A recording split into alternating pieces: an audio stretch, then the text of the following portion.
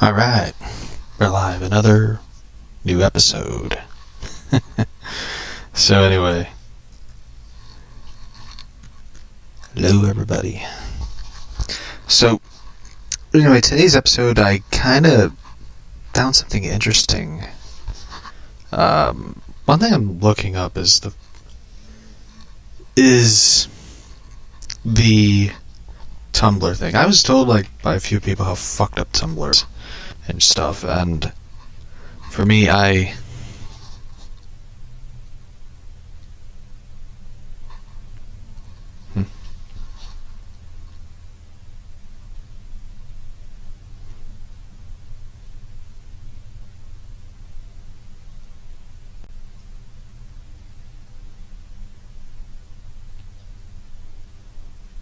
hold on, I'm messaging someone.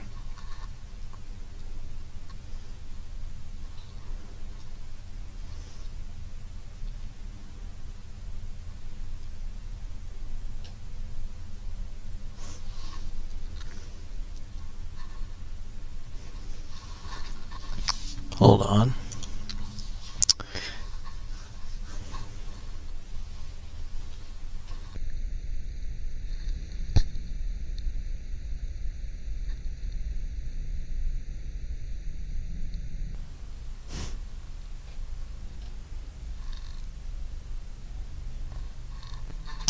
So anyway, we're gonna play the, I'm loading up articles and stuff. My computer's getting slow.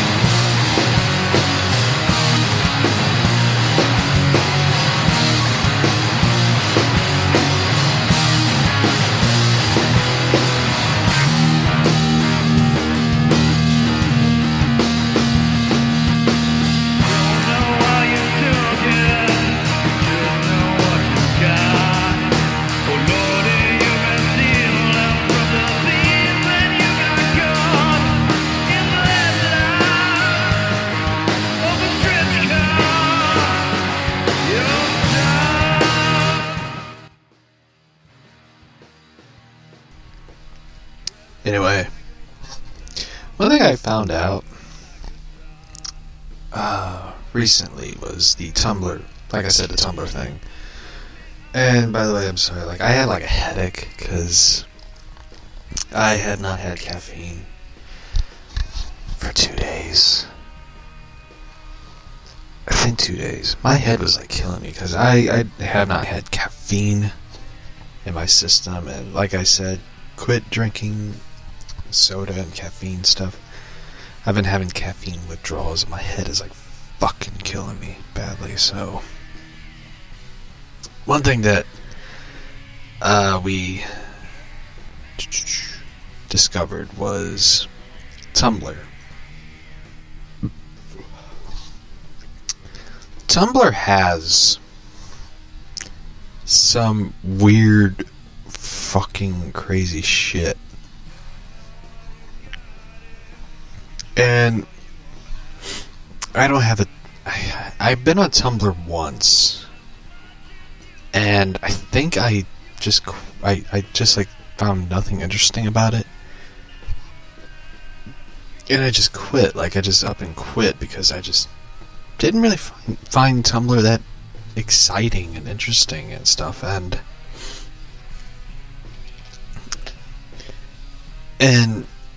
Tumblr has what I call the crazies. The crazy, insane people who... I mean, it's great to have hobbies and stuff and things that interest you. But the people on there, they have really crazy stuff. They post weird stuff, especially the true crime people. The true crime people will give these weird fan fiction stuff about Um,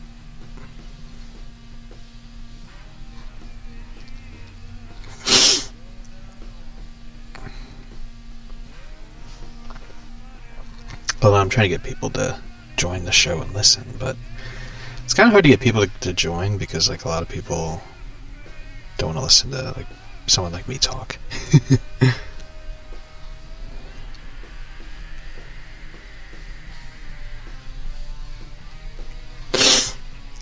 So,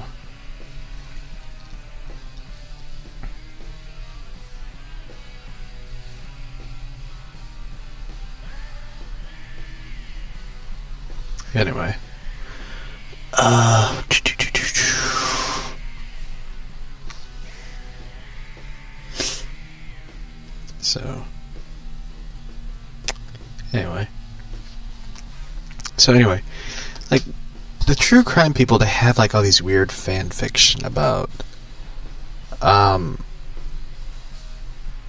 people like Ted Bundy, the Columbine shooters. I don't even know who the fuck their names are. And they write all these weird things about them. Like, it was ever since that Zac Efron movie about Ted Bundy that they romanticized Ted Bundy. They even, like, went so far by, you know, praising Charles Manson, given reasons why Charles Manson was the way Charles Manson is. And Charles Manson was, like, fucked up in the head. Like, the dude was, like, crazy and stuff. And so, like, for me, I looked at all these crazy, like, Tumblr posts about stuff, and I even said, like, once, like, we could do the show, we could put it, like, live on Twitter, SoundCloud, YouTube. But I once said, like, never on Tumblr, because I said a lot of shit about people on Tumblr. To the point where I think, like, we would get banned. We would get banned on Tumblr because this is, like, the stuff I talked about. Like, the people on there are just weird. And I've been around weird people. And oddly enough, like, weird people are attracted to me. Like, they come up to me and try to be friends. I'm like, back the fuck off. No. So, for me, I always say, like, people on Tumblr are crazy, just as people are on Twitter. People on Twitter they're self-righteous douchebags at time.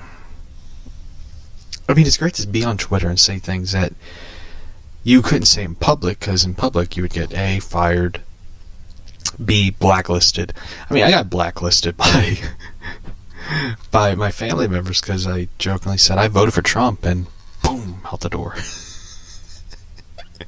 So that's the way to get kicked out of your family at times. Family of, you know, reunions and gatherings. Just say you voted for Trump, or wear a MAGA hat, or wear a shirt that says "Make America Read Again," then you will get dirty looks.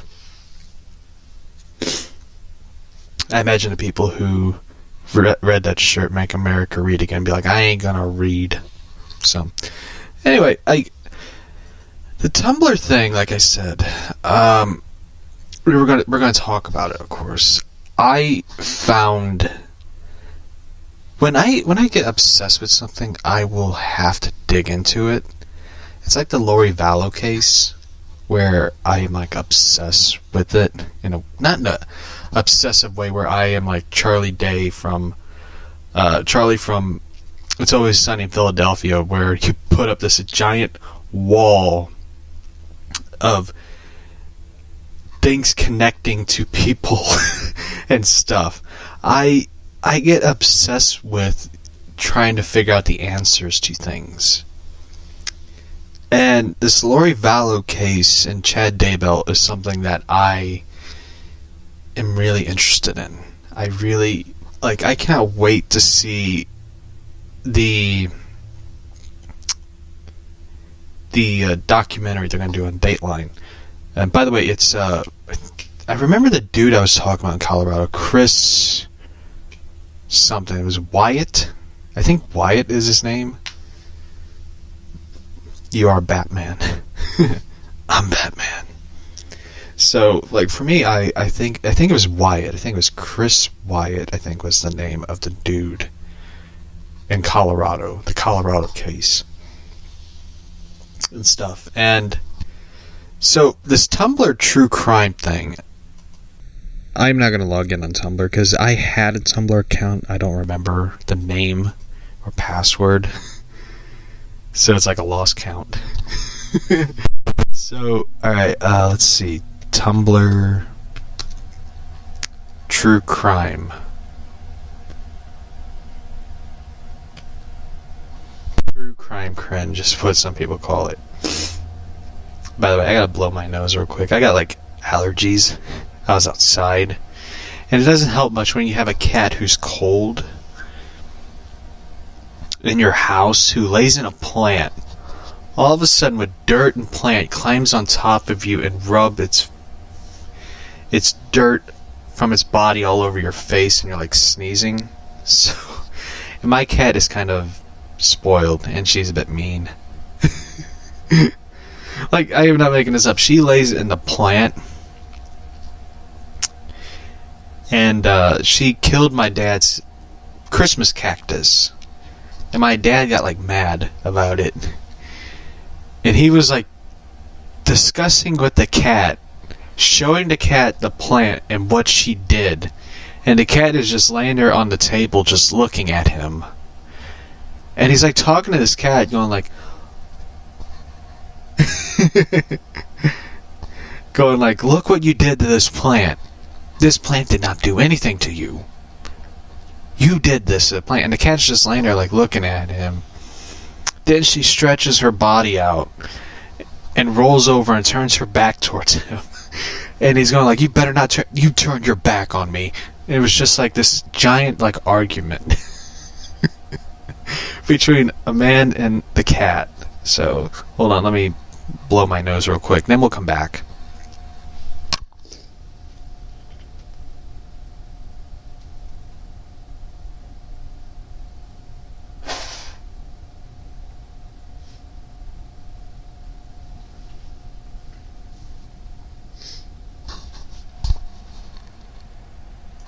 Alright, I'm back.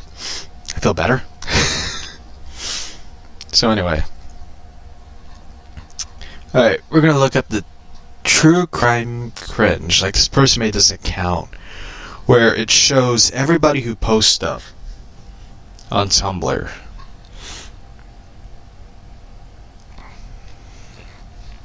I'll admit, the Tumblr thing kind of looks cool. It kind of reminds me of a mixture of... The pages remind me of a mixture of between the old MySpace.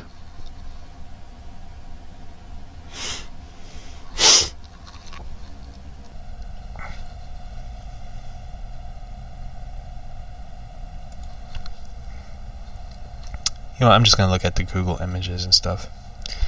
Alright, this is about shit, like weird stuff. Alright, this is about, I think, the Columbine shooters, Dylan Roof, I think so. This is what one person wrote. Can someone please explain this to me? Why can't people... Why so many people in the TCC hate Dylan Roof? I don't get it. And she posts a photo of Dylan Roof leaning against a pole.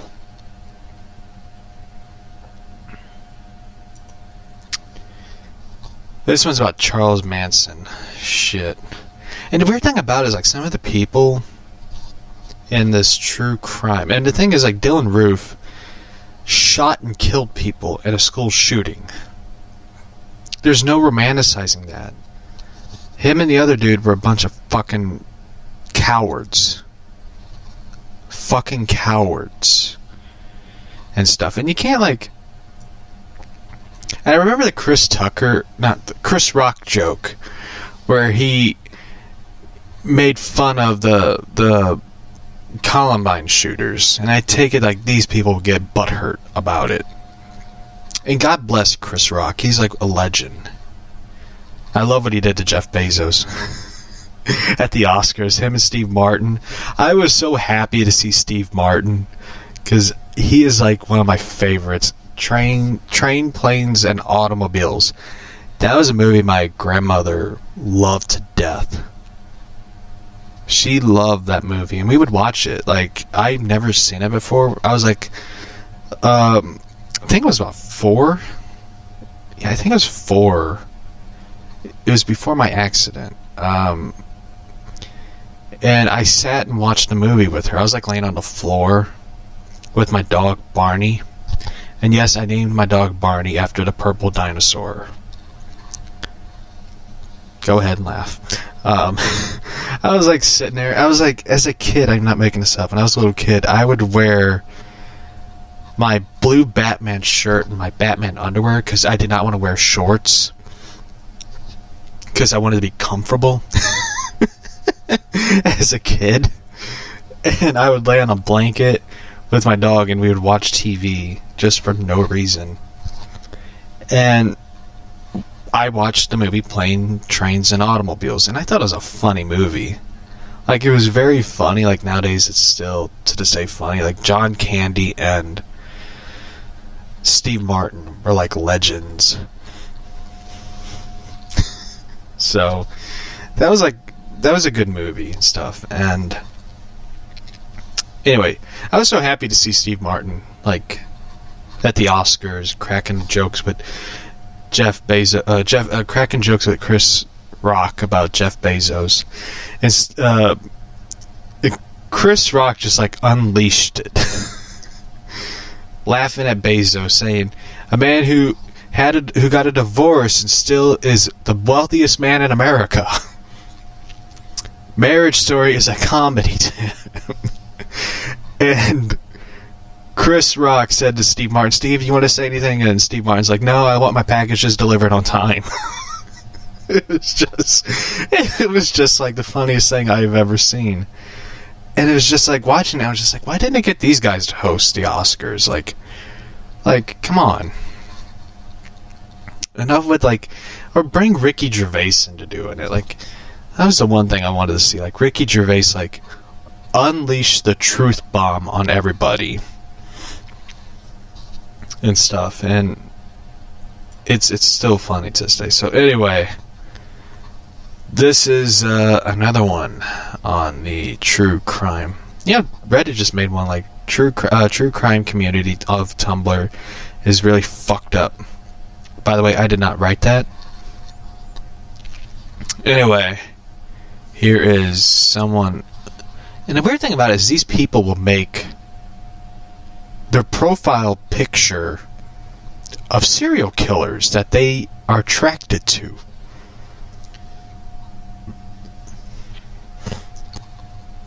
So anyway, this is what one chick wrote. R.I.P. Charles Manson. The true crime community had a major heart attack. RIP Charles Manson. IK, y'all.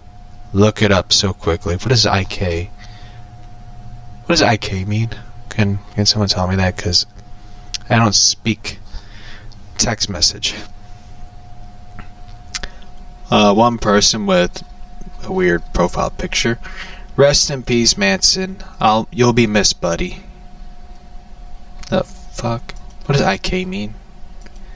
Is it IKEA? Can someone tell me? I don't know what IK means.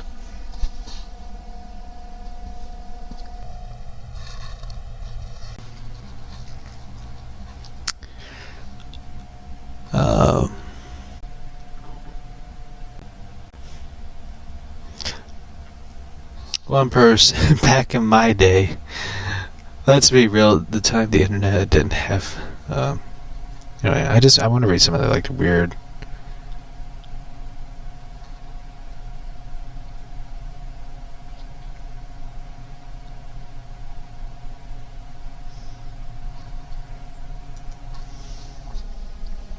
I just kind of want to read like some of the weird. Like, I will say this, like, I will give the Harley Quinn stans a pass for the day. Because the true crime community is like weird. It is really weird. It is weird shit. Like, it is like utter weirdness. I mean, how can you romanticize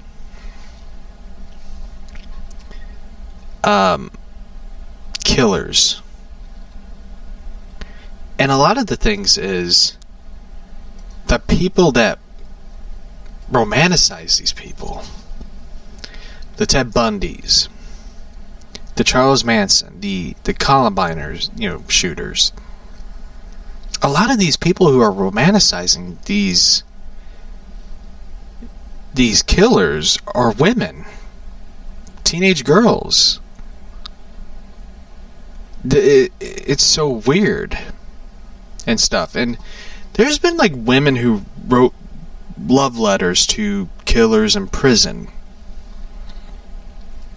These people like make shrines and like dedication pages to killers. I mean, there's nothing wrong with making dedication pages to like singers and artists that you admire and like, and you take get an interest in the craft and your own stuff. There's nothing wrong with that at all. But when you do pages about killers and you try to create these fan fiction stories or I wouldn't say stories, but excuses of these killers, you got a few screws loose in your dome piece. You can't just like say like, Dylan Roof and the other fucker, they were misunderstood. If I was there, they wouldn't kill me. They would fucking kill you. They would put a bullet in you with no problem. Or, they were just misunderstood. They didn't have friends. I seen them. I think there was like, what, 2 of them? There's enough to play a, Mortal Kombat video game.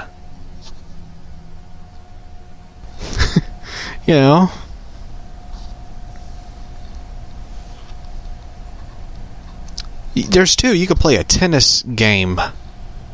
A tennis match. Don't say like they were misunderstood and stuff.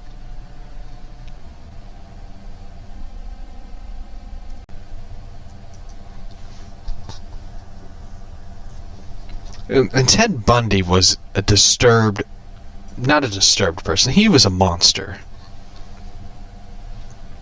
He was a monster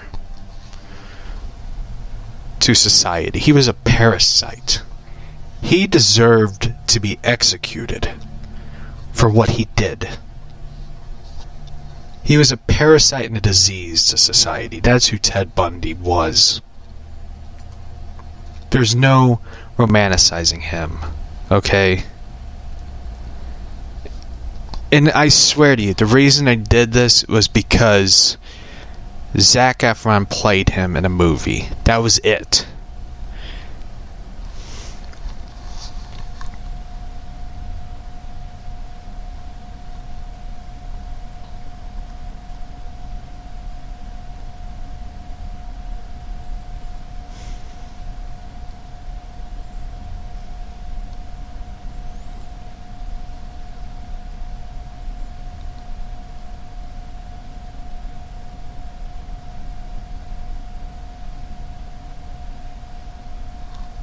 Anyway.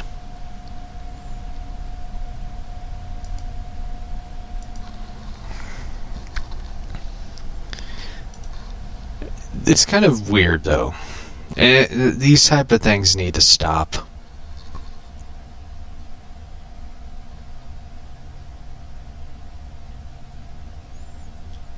and his painting of like Bundy and stuff.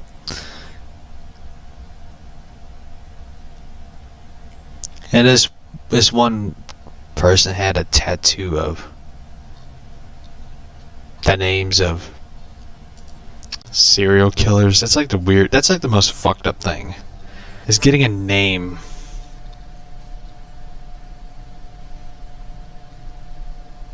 of a serial killer on your body. That is the most disturbing thing I've ever seen. So anyway, let's get to the Suicide Squad movie, or as Will Smith said, what are we, a Suicide Squad? I kind of miss him. He's not going to be in that film though, the James Gunn Suicide Squad. Instead you're getting Idris Elba. I don't even know who I think he's playing. By the way, I want to mention this one. This one's pretty cool. I have to mention DC Legends game has announced they are doing a player versus player battle. You have to beat X amount of players, and you get the hero pieces of Catwoman. And I am going to try to fucking get through that and try to like. But the weird thing about it is, like, you get the Catwoman, you click on it, it's like, it has Catwoman on there, and you're gonna get like 10 hero pieces of it, but instead you get Nightwing. I'm like, fuck this game. Like, I just need, I forget how many Catwoman pieces I need to upgrade my character. I got 15, and I had to get to 40, and I have to upgrade my character. But instead you get Dick Grayson, Nightwing. I'm like, fuck this. But I'm going to do it anyway. I want the Bat Family together. So I got like a little, the Bat Family and stuff. Like one they're doing, I think they're going to do Riddler, then they're going to do Two-Face and stuff.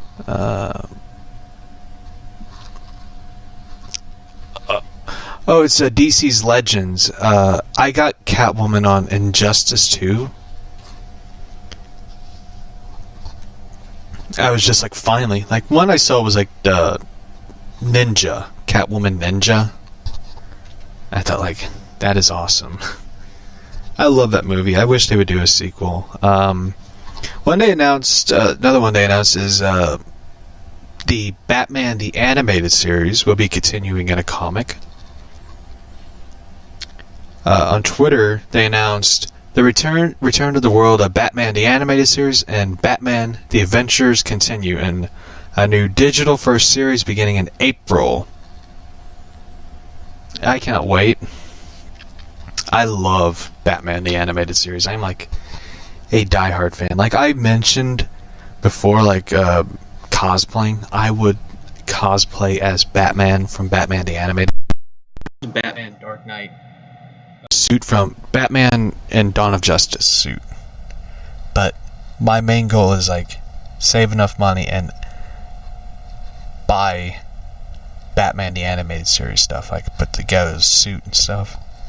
I love that cartoon. Like my favorite cartoon of all time. And I've seen a lot of cool cartoons. Tiny Toons, Maniacs, Pinky and the Brain, Wild Thornberrys and stuff. I love Batman the Animated Series. Like that is like, like the opening theme of Batman the Animated Series. I'm like, it's like church. I'm like, you got my attention. So for me, I am excited for it. It's been way overdue, and the artwork looks really cool.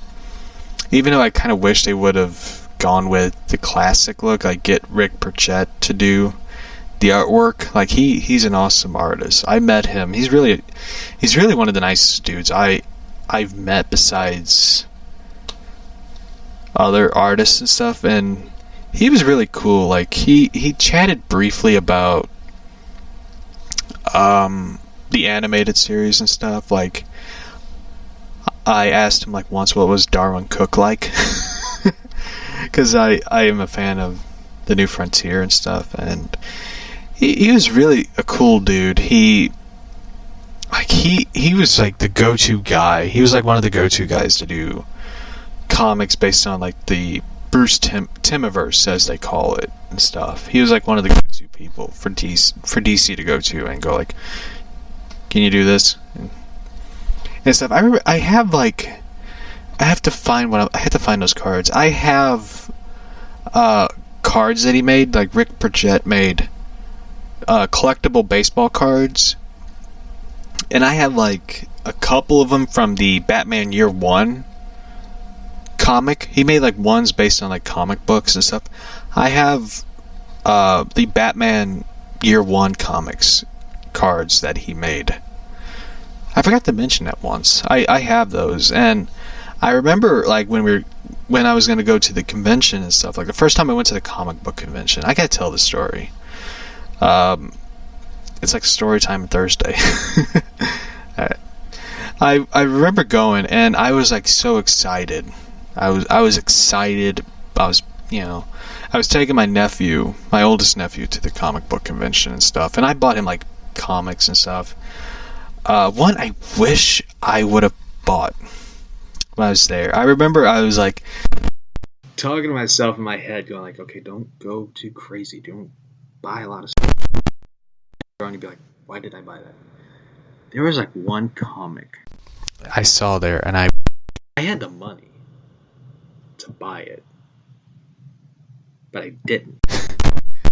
Was The Walking Dead #1. I saw The Walking Dead #1. I was like, I didn't buy it. And I remember like driving home, and we stopped at McDonald's because we were hungry and stuff. We were like, it was like a long drive. I remember sitting there in the parking lot, and I said to myself, like, why the fuck did I not buy that book? And I'm just sitting there thinking to myself, going like, why did I not buy that? Something in my head was like, don't buy it. And I didn't. I bought Space Ghost Coast to Coast #1. And Walking Dead 1. The one comic that a lot of people would pay money for. I had it and I didn't buy it. Instead, I bought a comic that no one wants. And I'm just sitting there going, why the fuck did I not buy that? And I'm just sitting there going, and luckily, the box and stuff, I bought Shazam #1 when he first appeared in the DC Universe. The DC Universe first appearance of Shazam. For $2 is what I bought it for. For $2. $2. The guy didn't even want it. He just was like, here. And stuff. I mean, it's not perfect. It's not perfect print. But it was before Shazam came out. Like, in my mind, I'm going like, wait, is this real? And stuff. But another one I saw was The Dark Knight Returns. And they wanted a lot for that book, which I didn't blame them. I mean, the first book, one I bought was Gotham City Sirens #1.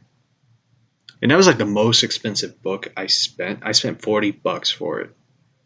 That was the most expensive book I bought out of it. And I saw like The Dark Knight Returns. It was like a 9.0. And they wanted like, I think $200-$300 for it. And I was just like, no. I was just like, no.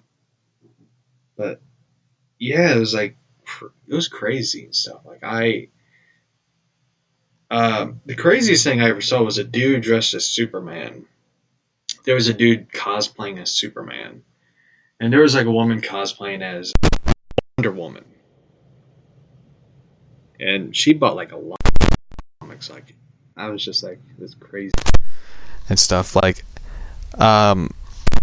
they looked really cool though. Like the people who were cosplaying, like as Superman and Wonder Woman, they were cool. Like it was it wasn't like the big convention that you think of, like the New York Comic Con, which I would love to go there one day, or San Diego Comic Con, or Wizard World. This was a comic book convention for comic book collectors. Like, this was, I wouldn't say a very important thing. It was an important thing because small, stores and from around Missouri and people who had like huge collections that they were selling, they got together like to raise money for a charity foundation for comic book artists and writers who don't have insurance, for them and their spouses. It was like a big important thing. It was like getting people together and raising money for the people that entertained us. And by the way, I'll be right back. Someone's knocking on my door, so I'll be right back.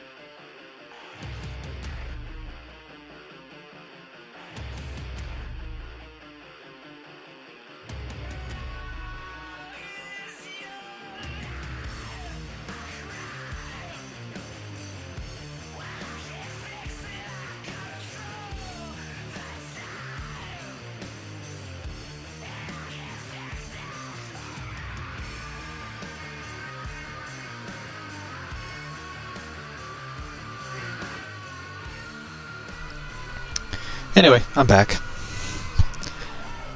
It was some weird person at the door. So anyway, as I was saying, we will go there together. Yeah, we will. We will go to Comic-Con and stuff. It's like I was saying, like what was I saying? Anyway, the comic book convention. It was a very welcome back. Thank you. Like I was saying, like that convention was, it was a very really important thing. It was like paying back the people who entertained us, who put in a lot of work and stuff. Like I remember like the one person who was like, anyway, like I was saying, like they had a lot of books up there. Like there was like so many books at that convention. Like it was insane. It was like really like insane, like how many, like one dude was like, I have all these books in storage, I'm just wanting to get rid of them all and stuff. And he had like a lot of books, like a lot of like old like comic strip type books, like the Archie comics, the Richie Rich. There was like one dude who was working on Dick Tracy comics. There was the independent comics and stuff, like there was a lot of like cool stuff up there. And like they still do these conventions, they still do these shops and stuff, these conventions and things, but they're like a far drive from where I live and stuff. Like if it was ever like close, I would go back there, but man, it's like a far drive. Like also they had this convention. I remember I was like in one photo. Someone like took a photo of like everyone at the store at the convention and stuff. Like I was in like one of the photos. I had like really long hair. And I was like wearing a Batman shirt and stuff. Like I had like long freaking hair and stuff. And I remember I entered a contest to win a comic book box, which was drawn by one of the artists there. Like if you win, you get to choose like which box you want. And I remember going like, I want the Batman one. I didn't get it, which I didn't care. It was a really cool, fun thing. But I did get to walk out with like one. I get to walk out with like two drawn photos, which was one of Green Lantern battling Venom in St. Louis, and the other is Batman and Deadpool in St. Louis. And my nephew, who's like a diehard Deadpool fan, my oldest nephew, my youngest nephew is like a diehard Teen Titans Go fan, and mostly Teenage Mutant Ninja Turtles. My oldest nephew like held up the photo. He goes, "Look, there's even me." It was kind of a funny thing. So anyway, it was a really convention thing. So anyway, Suicide Squad, like I was saying, may hint at Venom. Margot Robbie and Joel Kinnaman spotted. James Gunn has began filming the Suicide Squad in Panama, where set images and videos may hint at Bane. It is revealed Joel Kinnaman and more from Margot Robbie. Joel Kinnaman will return as playing Rick Flag from the first Suicide Squad movie, where a fan has posted an image on Instagram of the actor in Panama.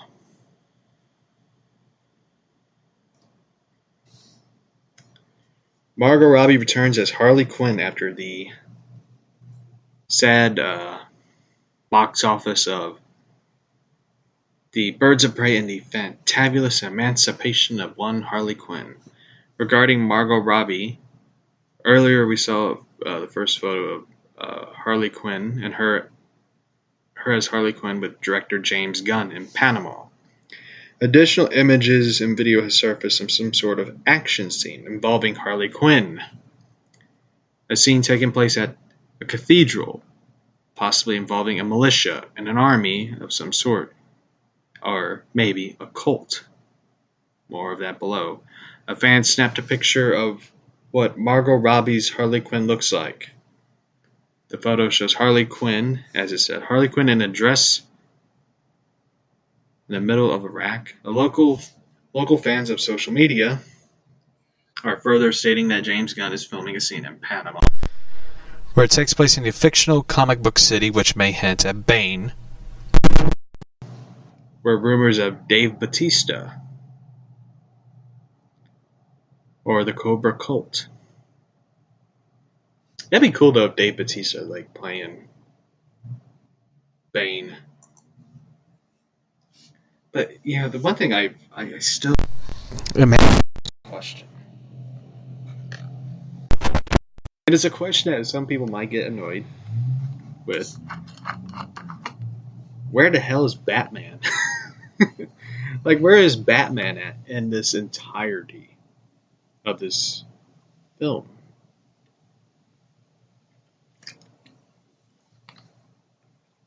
And stuff like, is Batman alive, dead, somewhere? And stuff like, did the Dark Knight retire or something? Like, what's up with that? Like, fans are stating a flag that is used in filming all around the sets, either of the DC Comics city of Santa Perisca, which hints at Pinadoro prison where Bane grew up, or Corto Maltese, in which was used of the Cobra Cult, who is in DC Comics canon considered the enemies of Suicide Squad. Corto Maltese was also mentioned in the 1999 Batman film, which I remember, Smallville, and on Arrow.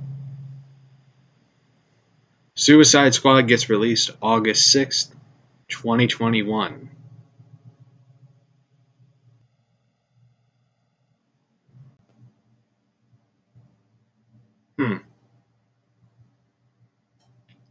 I'll be honest, I do look forward to seeing what James Gunn will do on this film of some sorts. I do look forward to it. I really don't know what to think of the the whole. Like, one thing I want to see is Bane back to like style, like him wearing the luchador mask and him obsessive beating the biggest challenge to him.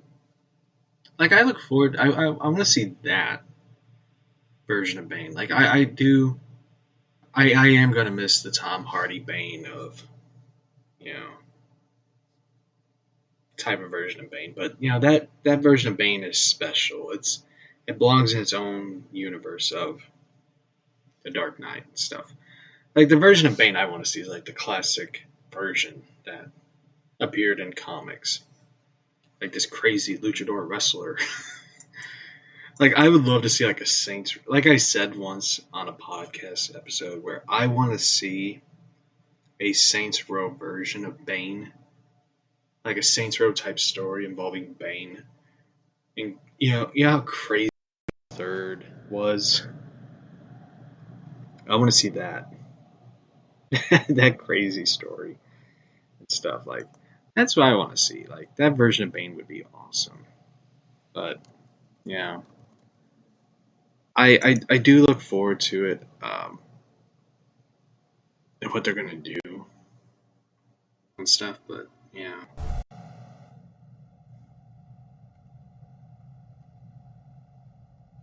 Here's something that's crazy. Ready for this one? On eBay, Batman 89 and Hellraiser 3, Hellraiser, or whatever, are on sale on eBay for $110. $110 for Batman issue 89 and Hellraiser 3.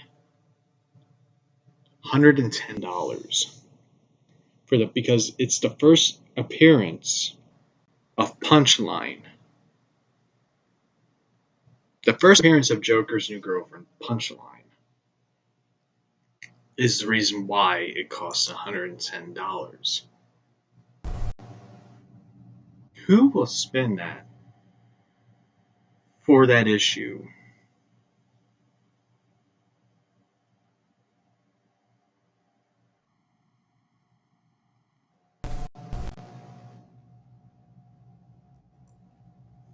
And stuff. Like, it is crazy.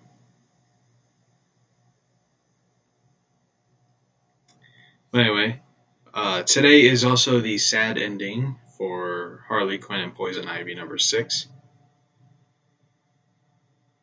And a lot of people are not happy over the ending of Harley Quinn and Poison Ivy.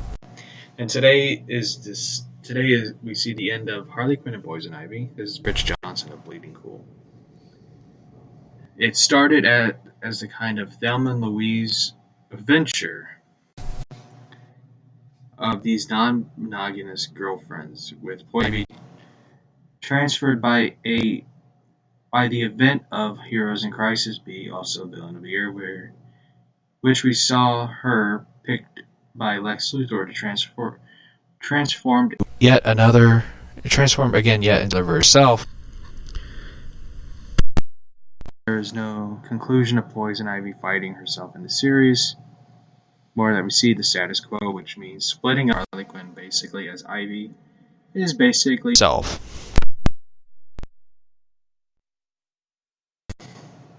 Sort of is going away.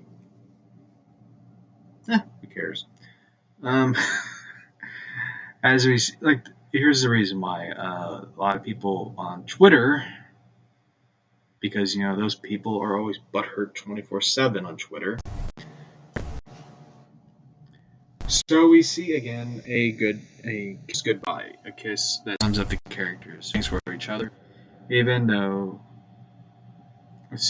for each other, even as they part. They mean to be what may be the last time, a kiss that will last a decade, express their feelings and their pain, their lives, their longing, or something that they can hold on to each other as they part. A kiss that will, or just a peck on the head, on the forehead. People are mad. It is because Poison Ivy kisses Harley on the forehead. And I will read a hilarious response of that. And somehow this person blames the Batman Catwoman romance for it. I don't know how, but here it is. Here's what one person wrote. This is a person who is dedicating their lives to Harley Quinn and Ivy, stating, quote, Harley and Ivy deserve love and respect. Plant a red diamond and heart. An account dedicated to one of the most important relationships in DC Comics and in the world. Harley Quinn and Poison Ivy. Here's what the person wrote. Their account's just horrible. Here's what it is. A smirk, a fucking kiss on the forehead. Well, she spelled the wrong. She must have been mad because it's all in caps. Here's how it is actually written. A smirk, a fucking kiss on forehead. Kiss on YE forehead.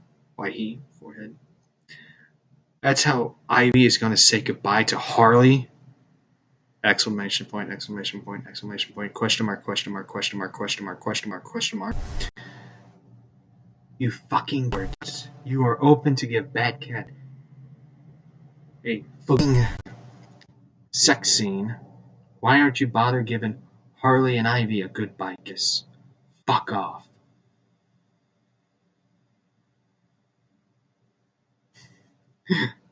I love how these people are so upset. One person wrote emojis of crying face. One person. But I still love yours, even though I'm not satisfied with this ending at all. Fucking queer baiting. Kiss emoji with a peace sign. One person wrote, I did too. The fucking cherished. I was content until this happened.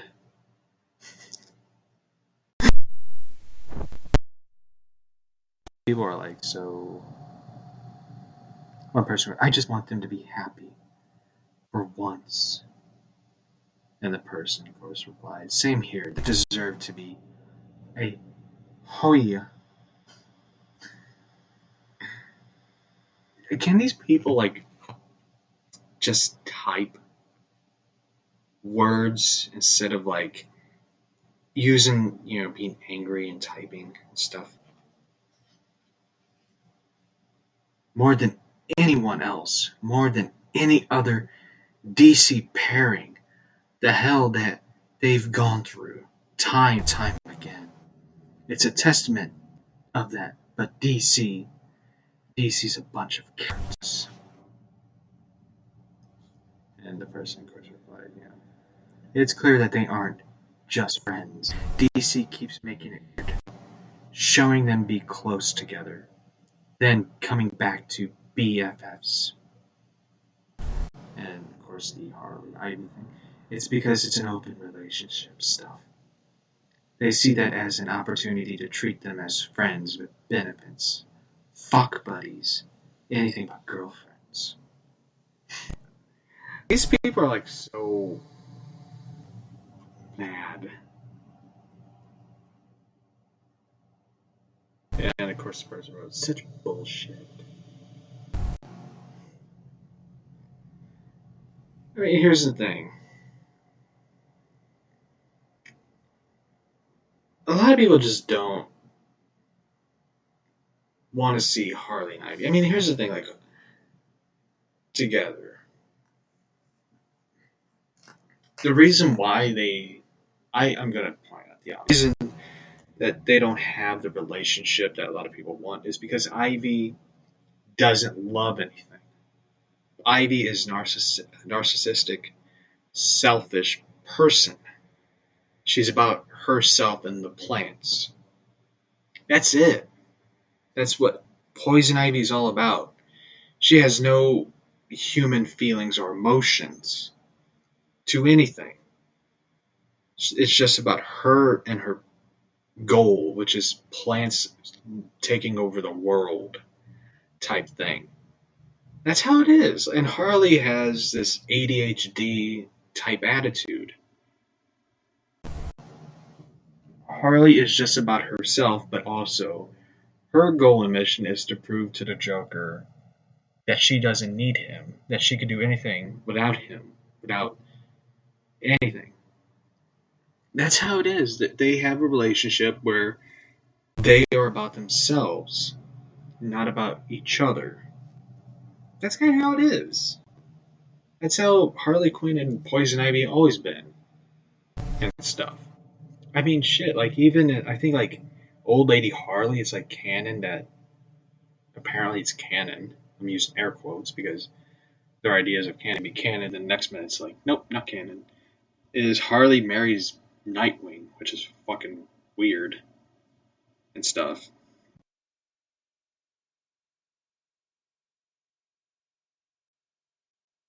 And it's weird that I kind of want Barbara Gordon to be Oracle again. Like I don't want her being Batgirl anymore.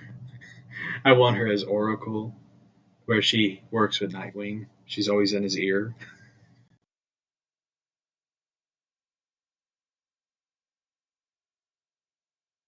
Just to think that, but I like Nightwing and Barbara Gordon as Oracle because he takes care of her, like type of thing. That's what I love about it.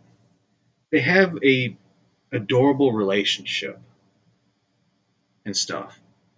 And of course, Batman and Catwoman is like my favorite relationship in any comics. Is because they're both so much connected. Type of thing. That's what I love about it. And honestly, like Harley is like, in my opinion, better off with the Joker. they're both going to kill each other one day, so like, why not? So for me, it's just how it is and stuff. Like, and I cannot wait for Titans. I cannot wait for season 3. Like Barbara Gordon's going to show up and stuff. Where I was just like hoping that they will. and stuff like that. That's kind of how it is. So for me, like, if I was in charge of DC or in charge of Batman stuff, Barbara Gordon would be Oracle in Nightwing's ear. Nightwing goes on mission, he comes back from missions, he takes care of her. Batman and Catwoman are married, they have kids.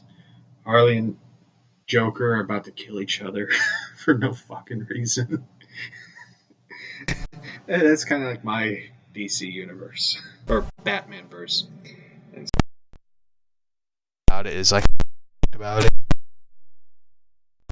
was I hated how DC treated Barbara Gordon. Like they had her in a like she was in she was Oracle. She was in the wheelchair, which I felt like they actually made her matter in the comics.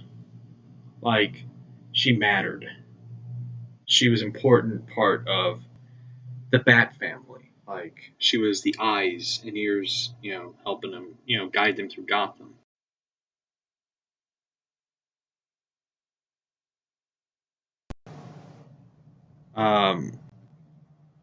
Put her back in the Batgirl suit. I just felt like they took away what was important from her and stuff. And for me, that's what kind of annoyed me with like, and I still have like the Batgirl comics of Rebirth because like I love the one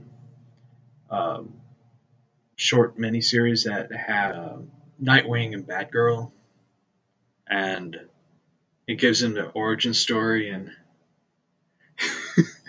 I love the one part in the series. I laughed and thought it was just funny because Dick Grayson was kind of sarcastic.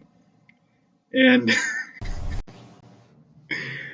Batgirl says to Robin, it shows a flashback scene like she tries to be Batgirl, like it was her origin of being Batgirl, and he like mocked her like how not skilled or talented she is, like how she is not like skilled at all. Like he just mocked the shit out of her for it, which I just loved because I was just like, this is funny and adorable. And I know I got like a lot of looks in my comic book store when I bought Batgirl comics because they just looked at me like, why are you buying this? And I was just like, I love it. I love that they had like Nightwing in the miniseries, and I was just like hoping that they would rekindle their relationship and get back together and and stuff. So it's like miniseries, which I was like laughing. She said to Robin, calling him a dick, and she says to him, "You're a dick," and he says back to her, "You have no idea." Like, he was just like mocking the shit out of her because she even to her Batgirl suit, he was like laughing at how she made it homemade Batgirl suit and stuff. And I was just like, man, he is just like mean and stuff. And it was just like my favorite issues of Batgirl was just the Nightwing part and stuff. Like I haven't read like the Batgirl and the Birds of Prey series. I haven't. I bought some of the issues of it. I just never gotten around to like reading it and stuff. So it was just like that was just like my favorite issue of it. Like Robin, the flashback scenes that show him like a PG go for some reason. Some reason it just made me think like, man, he is like Robin from Teen Titans Go, man. Speaking of that, I know a lot of time travel stuff like. So I mean, like I said with Ivy and Harley, it's just like people look too deep into it. And like they said, it was like a Thelma and Louise story. Thelma and Louise were like best friends, to the end, going on their wacky adventures, and they drive up a cliff together. Just be thankful they didn't do that ending. So, let me grab the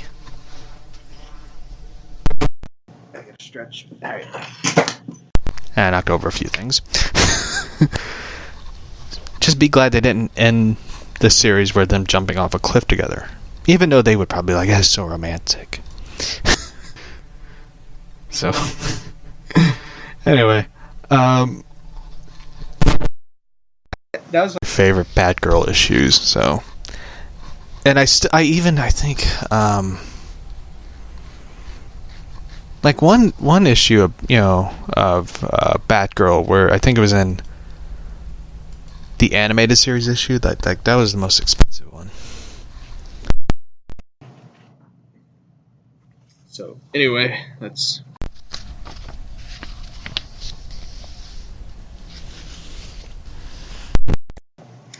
Justice League. I gotta find That book. I did find Where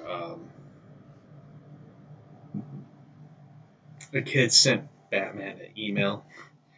Instead of Batman responding with an email, he just writes a handwritten letter to that kid, which was just like hilarious. Of like, like Batman's just like, I'll send him. No, I'm not gonna send him an email. It was like Batman's way of like, saying like,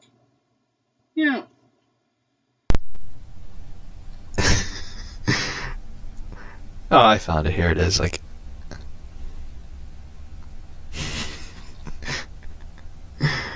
and Alfred brings him a sandwich and stuff, like right while he's writing a letter.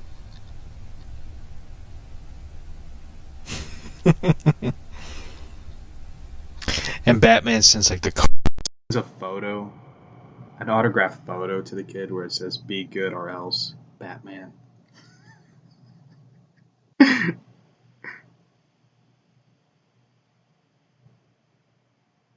Which I just thought was like, that is adorable. And I like these DC kids books and stuff. Like, I know I'm too old to read them, but I love them. Like, they are entertaining and adorable for kids. And I think kids need to read more. Like, kids today are too. They're probably on Tumblr. They're probably on Tumblr right now. So, anyway, this is Food Fight by Shali Fish, art by Ben Bates, letters by Wes Abbott, and edit by, well, not Abbott and Costello, but Alex Anton. And Cyborg is singing while cooking. Oh boy. I am not like the voice actor who does Cyborg, by the way. That guy is brilliant. I really didn't like this. the voice actor who played Cyborg in Young Justice. I just felt like it was too dramatic. But anyway. Here is Cyborg. Sandwich time, sandwich time. There's no time like sandwich time. Except maybe corn dog time or battered deep fried chocolate time. Cyborg screams. There's no sandwich in the fridge. Titans run. Robin. What's the emergency, Cyborg? Is it Brother Blood? Mad Moo? Or Starfire? Did someone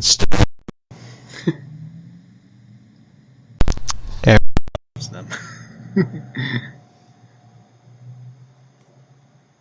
Cyborg. My sandwich. Where's my sandwich? One thing I'm surprised about is they never did like the Teen Titans Go Justice League Action crossover. That would have been interesting. His guns of his suit come out. That's the third one this week. Who took it? Robin, not me. Beast Boy, not me. Raven, not me. Starfire, it was not I. Cyborg points at the fridge. Well, somebody did. Why is it always my sandwich, not Raven's pizza? Well, one, Raven's part demon, so nobody would not want that. Touch that. Beast Boy has a flashback of when he took Raven's cupcake. Raven transforming in her demon. Look, cupcake. Beast Boy, dude, you do not want to mess with Raven's food. That's also one of my favorite comic book couples. Everyone always bitches about how Harley and Ivy got mistreated by DC. DC mistreated Raven and Beast Boy. They mistreat that. That is like one they mistreated a lot. So, if there's ever a comic book couple that's gotten mistreated badly by DC, it's those two. They always, they were great together. Like, I like them together. Like, Beast Boy's more laid back, hippie-ish type person. Raven's always serious and dramatic. Sorry, like, I know there's some people who love the Damian Wayne Raven. I didn't. Like, they match together. They're too much alike. And that was the thing that they painted, was like, they're so much alike. And it's like, yeah, it's kind of creepy. It's kind of like the Superman Wonder Woman thing.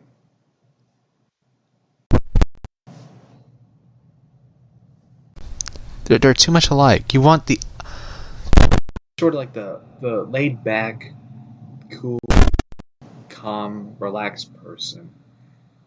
Always with the person. It's like, that's why a lot of people love Batman and Catwoman.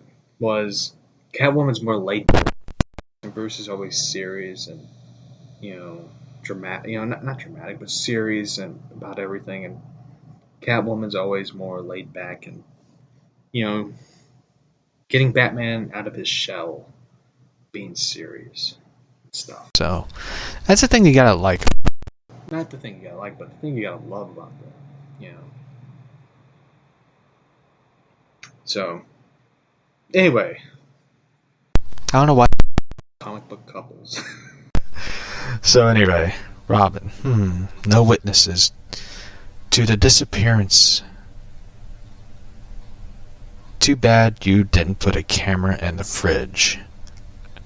Cyborg, I did. Cyborg. They ate my camera too.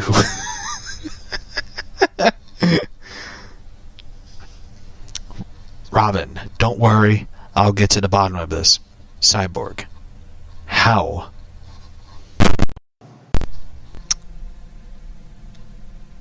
Robin, through the skill application of cutting-edge investigative techniques. They get to a black and white noir type page. Robin. Okay, babyface. One last chance. Give me the skinny and skip the Phil Flame. I ain't no kid.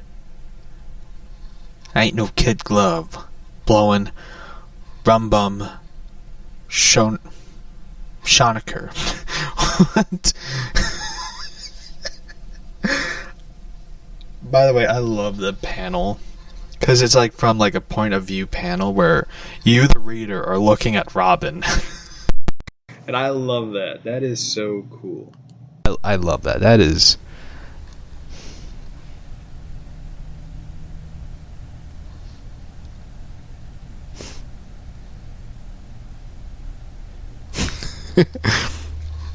I love that. I love that. The point of view thing. Robin, yeah, you heard me. I'm talking sandwiches. You had a hankering for one of those, for the dingus, don't ya? So you slipped it in your yap, dropped it down the hatchet. That's all she wrote. What? I love that. I love that little noirish type of insults and,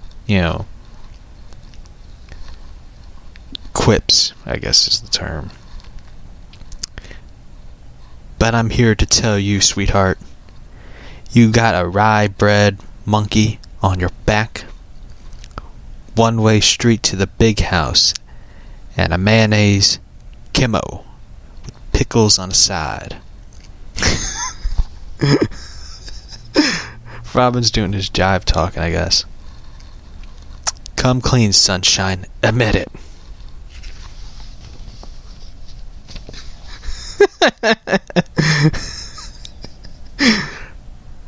Starfire, you are very cute in this light, Robin. Raven, you're joking, right? Cyborg, me, it was my sandwich. Beast Boy, okay, I confess, I ran with scissors crossed without looking both ways. Beast Boy sobs, left the seat up. Robin, what about the sandwich? Beast Boy, oh, that? No way, dude. I didn't take the sandwich.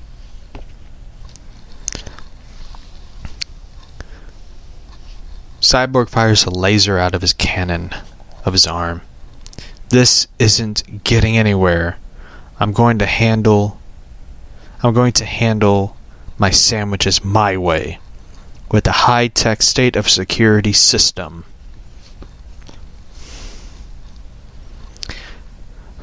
(1:35) Cyborg peeks around the corner into the kitchen. 2:12 Cyborg whistles while walking past the kitchen. 2:53 Cyborg hides underneath the table. 3:17 I can't stand it anymore, he says while he's peeking into the fridge. Just a peek, just to make sure it's safe. Somehow a subway car flies out of the fridge, running Cyborg over. After running him over, Robin, you opened the fridge, huh? Cyborg, well, the security system works. Nobody took. And little do you know, the sandwich disappears. My sandwich, Cyborg yells. Starfire and Beast Boy runs into the kitchen. Beast Boy, I didn't do it. Sounds like my nephew. By the way, it kind of reminds me of the story.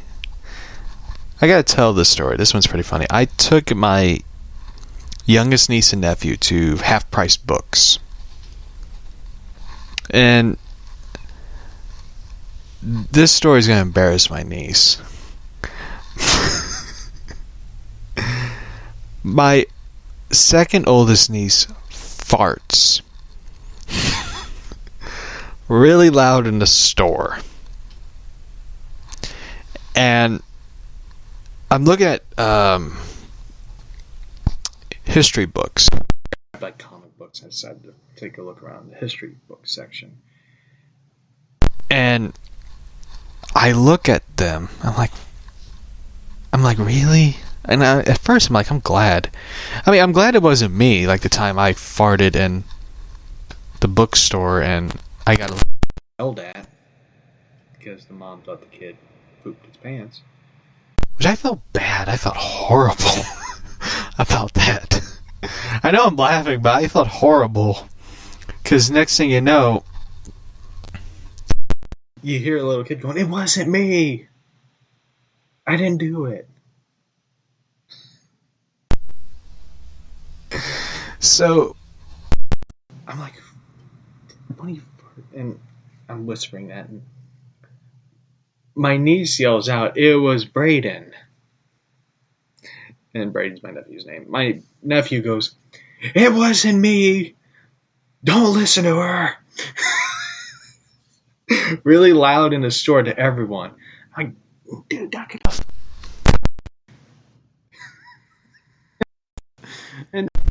It's like the most embarrassing thing. I say to everyone, don't listen to her. She's lying. I was just like, really? But anyway, Starfire.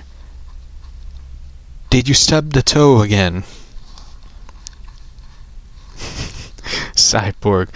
Why does this keep happening to me? Why? Robin, the question isn't why. It's how. How did someone get into the fridge without opening it? Maybe there's a clue inside. A giant monster pops out of the pizza. Cyborg, yeah, that looks like a clue. As the Titans are in terror, Beast Boy turns into a rabbit chasing after a piece of pizza. The pizza monster.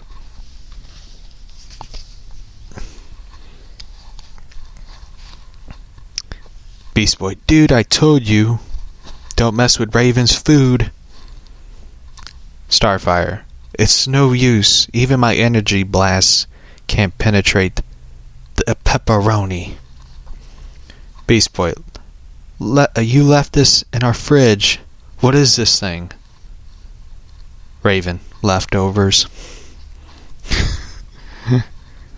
I love this book. I know, right? From the last time I went home. Trigon, again, daughter. You have to renounce the name of Trigon. Betray your birthright. Trigon turns into a monster into the dad. But take a snack. You look thin. It's his specialty, a pizza with everything: mushrooms, sausage, demonic possession. Cyborg, demonic possession. Raven, it beats pineapple.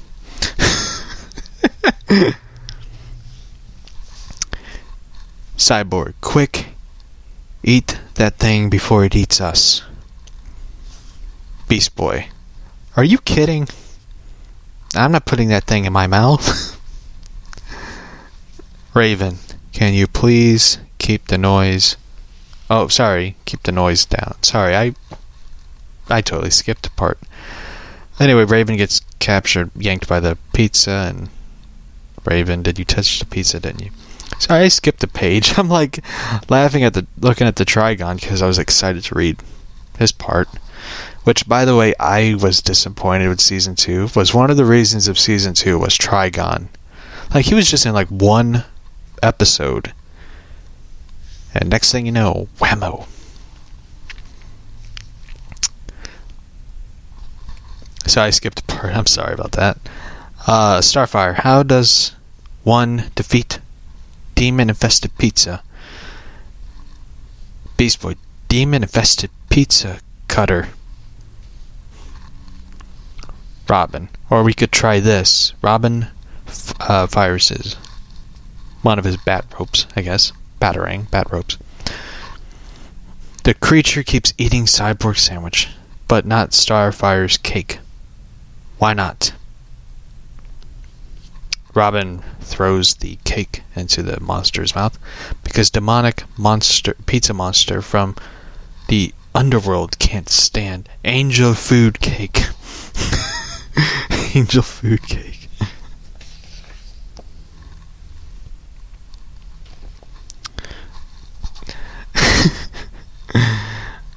Gulp.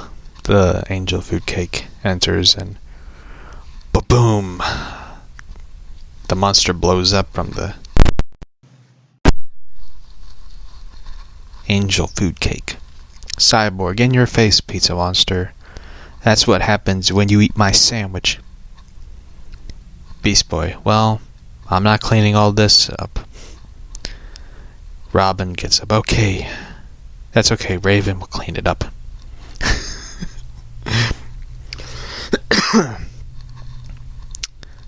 What? Raven.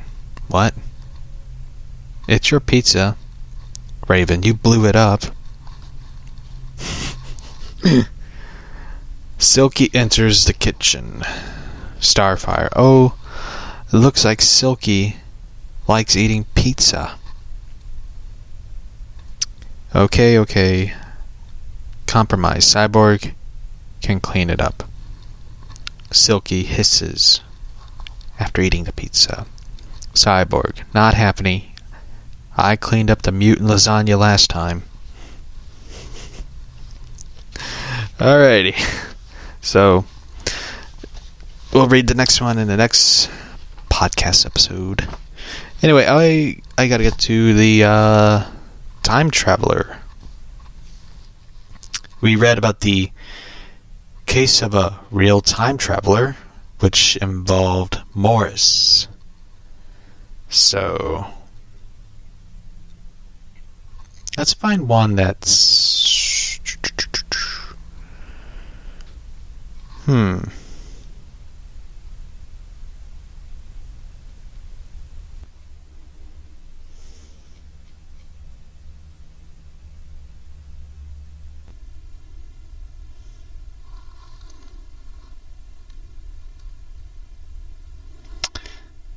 Let's get to, let's read, the Northfield, Vermont Pigman. Someone talked about this one. I didn't want to read it, but anyway.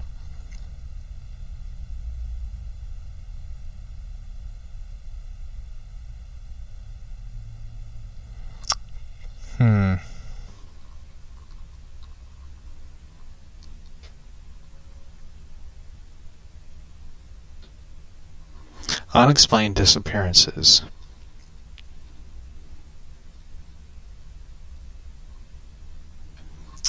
Alright, this one is kind of interesting.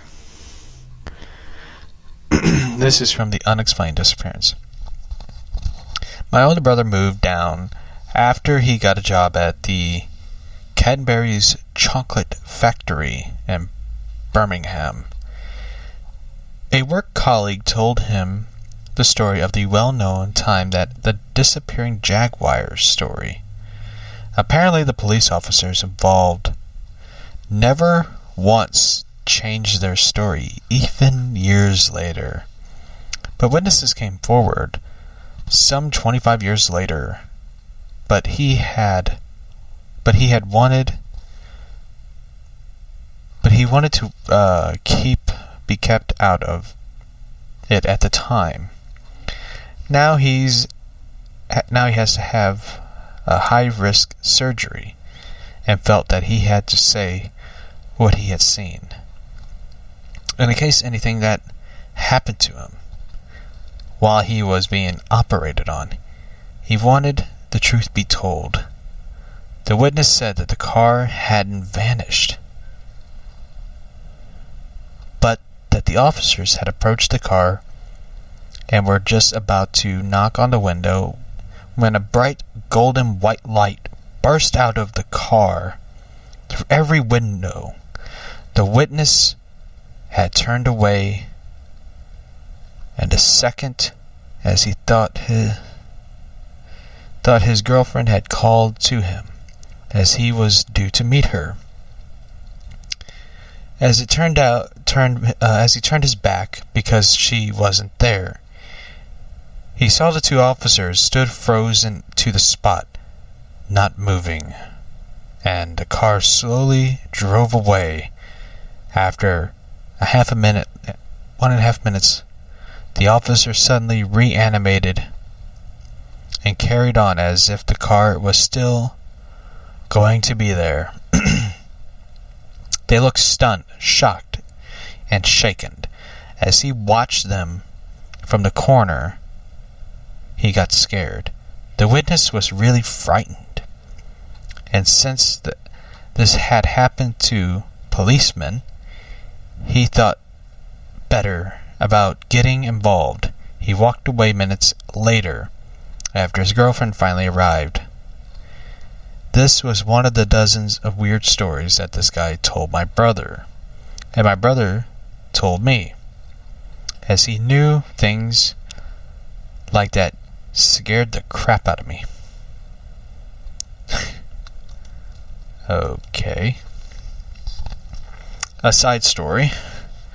This guy was into the paranormal stuff, but before it was popular, my brother said that this colleague, who I think was named Jim, Jeff, George, Graham, who knows, who told the stories, was always on time, never late, never a day sick. He was made to have his holidays. But after 13 years of working with him, and just taking his stories as a bit of a fantasy, he got very uncomfortable and weirded out one week by him. He told my brother that he got the feeling that someone was permanently shadowing him, like a ghost, was stood next to him or something, and that he was being followed whenever he went anywhere.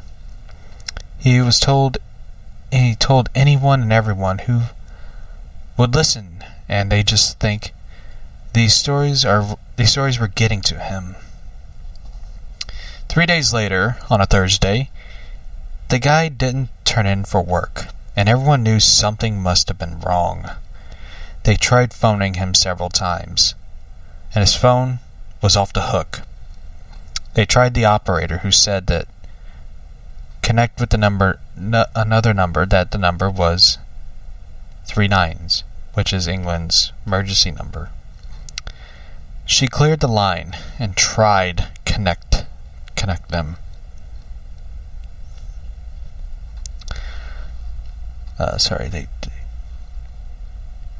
They tried to connect him, but the phone was dead.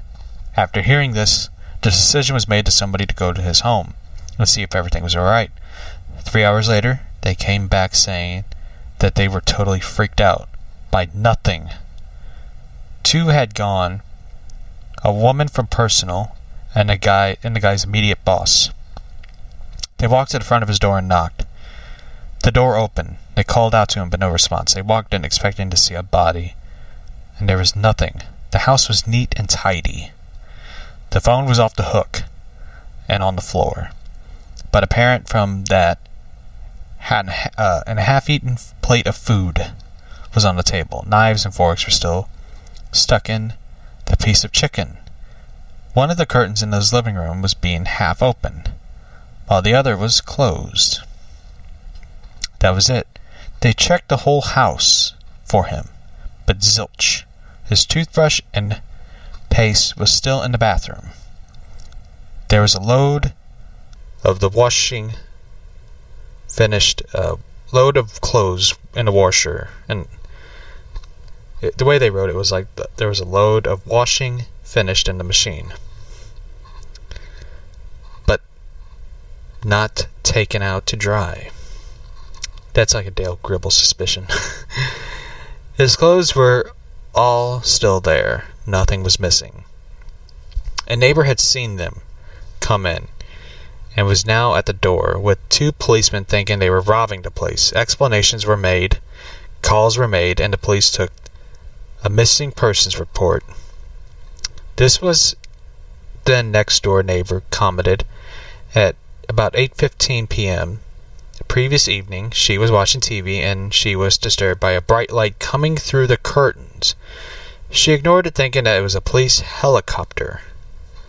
But then she realized she hadn't actually heard a helicopter fly over. She assumed that this was in the fields in the back of the house, that the police were looking for somebody and thinking that they caught him, because she heard some sort of scream, but not really a scream. Some 3 or 4 minutes later, thought whoever had been apprehended just after that, the lights just disappeared and she carried on watching TV.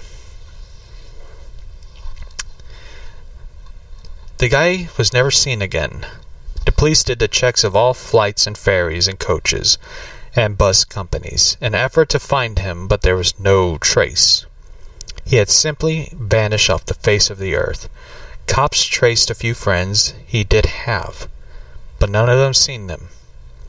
Since the previous Sunday afternoon, when they had all met Sunday dinner at their usual pub, and roughly 18 years later they had never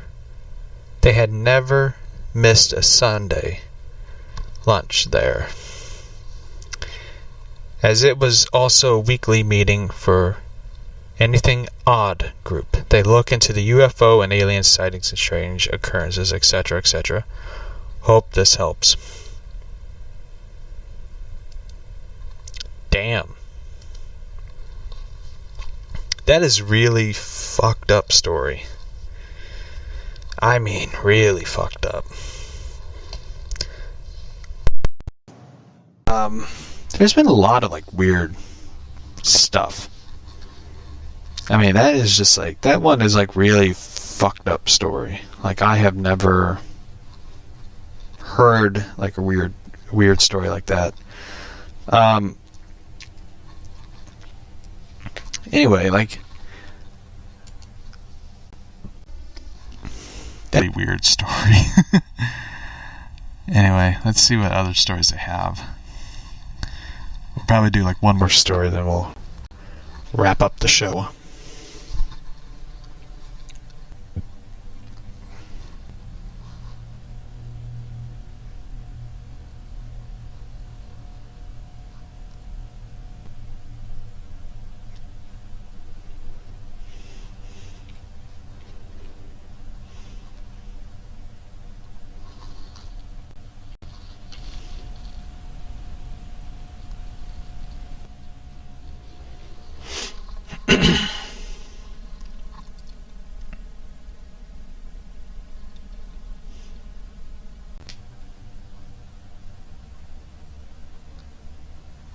Huh.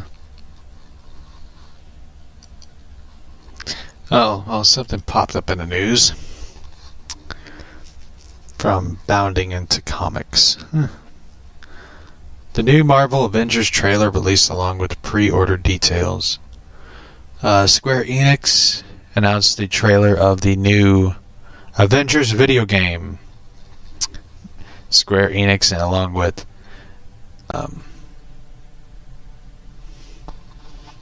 the company Crystal Dynamics and Marvel has released a new trailer for the Avengers video game. The trailer and pre-order information for Crystal Dynamics' The Avengers has been released. I really don't look forward to it.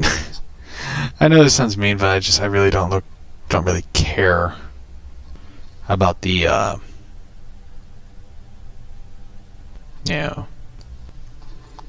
the Marvel Avengers game.